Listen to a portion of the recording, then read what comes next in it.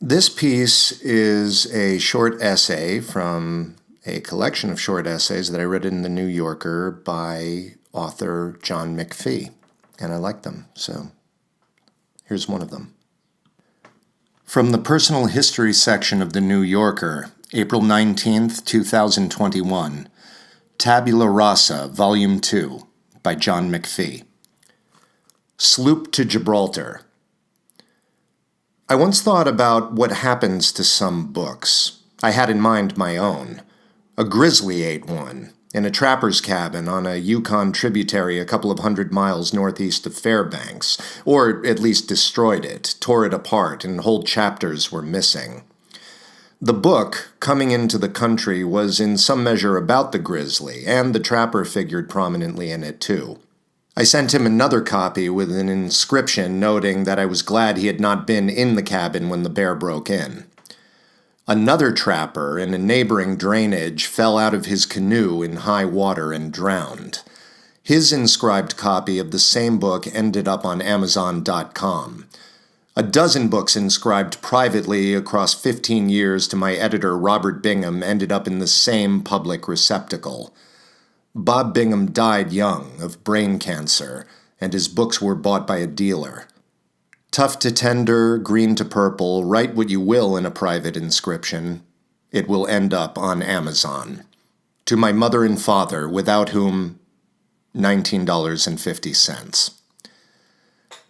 Chasing down inscriptions that come to strange light and book copies with surprising fates was not a great idea for a piece of writing, and I would have realized that at a much earlier date were it not for a letter postmarked somewhere in Florida that came to me in the 1990s.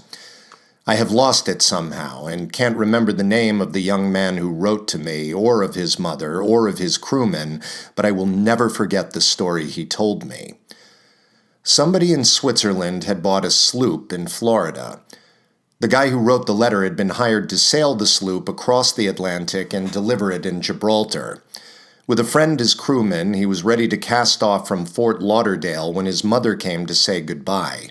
She had a going-away present for him, for both of them, a copy of Looking for a Ship. The book had been published recently and had by far the most complicated structure of any book I had written or would write thereafter. Try sailing that across the Atlantic. Its oddity was the result of attempts to get certain effects, nearly all involving Paul McHenry Washburn, captain of the SS Stella Lykes, U.S. Merchant Marine. In 1988, I had gone to the Masters Mates and Pilots Union Hall in Charleston, South Carolina, with Andy Chase, a second mate looking for a ship. Andy, of course, had no idea what ship, if any, he would get.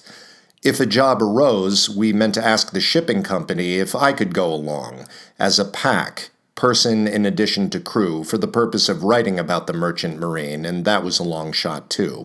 In other words, the whole approach was completely random. And what should come steaming toward Charleston with a second mate getting off there? The SS Stella Lykes, run the west coast of South America. 6 weeks, 6 countries, 3 stowaways, and a few dozen pirates later, I had come to regard being on Captain Washburn's ship as a piece of luck comparable to playing a complete round of golf, his favorite game, in 18 strokes. He epitomized the Merchant Marine. He had learned from the old skippers, as old skippers of the future would learn from him. He was aloof, commanding, understanding, sympathetic, and utterly adroit in the skills of his demanding profession. His sense of humor could cut fog.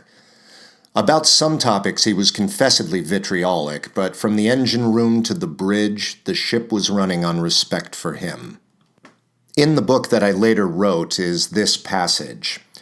When Captain Washburn looks landward from the bridge of his ship, he will readily say, "I would rather be here for the worst that could be here than over there for the best that could be there." I once thought I was going to college and be a history teacher, but I've never been able to concentrate on anything else but this. By the end of 1945, I had passed the point of no return. I was in the soup now good. Anything adverse that came up, this was my safety blanket. Hey, I can get a ship. If I made plans and they went wrong, I was gone, looking for a ship. Something adverse that came up was the Washington Redskins' performance against the Philadelphia Eagles on the 27th of October, 1946. Captain Washburn's home was in the District of Columbia, and the Redskins were more important to him than any other group of people on land. He had developed an affectionate and protective sympathy for the Redskins after the Chicago Bears beat them 73-0 in their fourth Washington season. Washburn, who was at that game, had been following the team even before they came to Washington. He remembered them as the Boston Redskins. He even remembered the team as the Duluth Eskimos. And now, on this significant Sunday in 1946, the Redskins led the Eagles 24-0 at the half. The final score was Philadelphia 28, Washington 24. "I couldn't handle defeat like that," he said. "I can't now. I picked an argument with my wife. I remember saying, 'Listen, woman, I don't have to listen to this. I can go back to sea.' She said, 'Listen, jackass, if you go back to sea, if you come back to this house, it will be so empty it will look like no one ever lived in it.'" In those days, you didn't wave any red flags or throw gauntlets in front of the kid.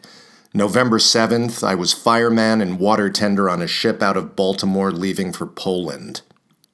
And 42 years later, in pre-dawn darkness on the bridge of the Stella Likes, he was frustrated anew as he approached Valparaiso and tried again to radio the port. "So much for moving ships at this hour in the morning," the captain said. "The port isn't even awake yet." When Ethan Allen was expiring, people said to him, "Ethan, the angels expect you," and Ethan said, "God damn them, let them wait." Then he expired. The complete resonance of the captain's parable passed above the head of the person in addition to crew. In the dark, the captain paced back and forth across the wheelhouse. Andy was also a bridge pacer. Andy and the captain had long since developed a collision avoidance system.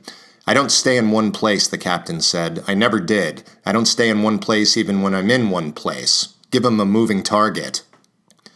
The sloop from Fort Lauderdale was somewhere west of the Azores when the gift copy of Looking for a Ship went to the bottom of the ocean 14,000 feet down where it settled on the abyssal plain, the sloop with it.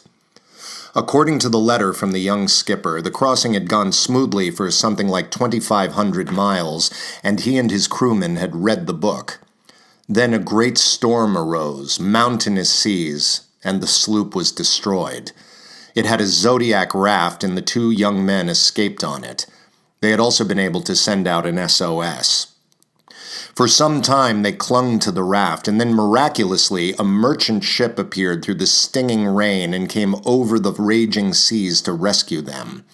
Flying the American flag, it was a ro-ro, roll-on, roll-off, and what it had aboard to roll off were U.S. Army tanks on their way to the Gulf War.